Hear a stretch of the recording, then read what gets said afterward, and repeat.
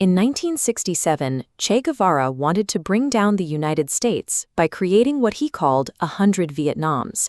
His goal was to drag the American military into a series of endless, destabilizing conflicts all across South America. But sending in a massive U.S. invasion force was not a viable option. The American public had no appetite for another war, and the local Bolivian army was entirely unprepared for a guerrilla fight, relying on World War II surplus gear and lacking basic combat training. So Washington took a cautious approach. They deployed just 17 Green Berets with one mission: teach Bolivian conscripts how to fight from the ground up, beginning with physical conditioning in what the military calls the crawl phase. Out in the vast South American wilderness, finding Guevara's ghost army seemed impossible. The CIA had virtually zero intelligence on the ground. To solve this, the agency bypassed traditional military tactics and sent in Félix Rodríguez. He was a 26-year-old Cuban exile and a highly motivated intelligence operative. His instructions were specific: capture Che and bring him back alive. Capturing a global revolutionary icon required abandoning traditional firepower in favor of a new, highly analytical weapon: forensic intelligence. As soon as Rodríguez arrived in Bolivia, he changed the strategy. Instead of letting government soldiers burn abandoned guerrilla camps, he preserved them as crime scenes to harvest intelligence. This pivot led to a breakthrough found inside a network of storage caves. Rodríguez uncovered a trove of fake passports, deciphered radio messages, and daily diaries that mapped out the rebels' movements and their internal mindset. These documents exposed a strategic error. Guevara expected a massive peasant uprising to support his troops, but he chose to set up his base in a barren, remote region where the locals spoke a different language and deeply distrusted outsiders.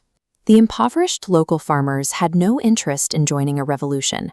Instead, looking out for their own survival, they actively sold the guerrillas out to the Bolivian military. This disconnect culminated in a deadly trap. A farmer agreed to show the guerrillas a safe place to wade across a swollen river, but he marked the spot with a white cloth for the Bolivian army, leading Che's men straight into a nighttime ambush. Guevara's movement was not broken by a massive military strike, but by the betrayal of the very people he claimed to be liberating. That river ambush resulted in the capture of a wounded guerrilla named Paco. The Bolivian forces intended to execute him immediately. Rodríguez stepped in to save the prisoner's life.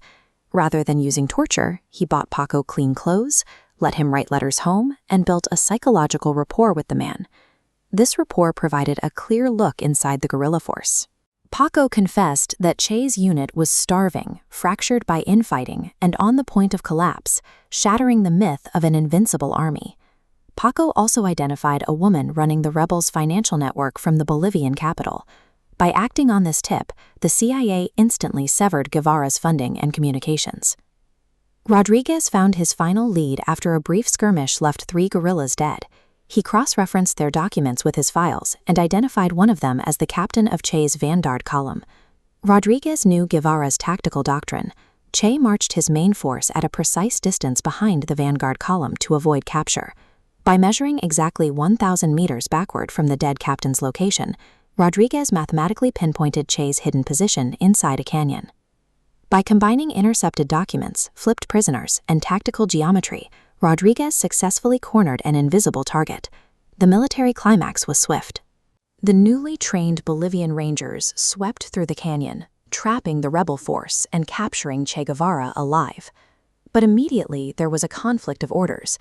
While the CIA needed Guevara alive for interrogation, the Bolivian High Command transmitted a coded message ordering his immediate execution.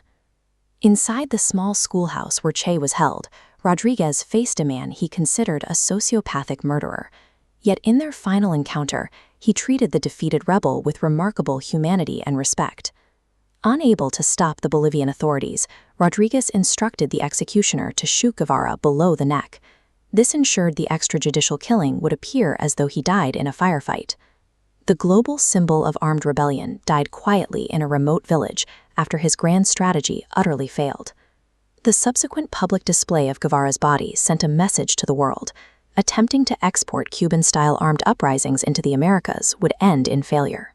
But the true legacy of the mission went beyond the Cold War.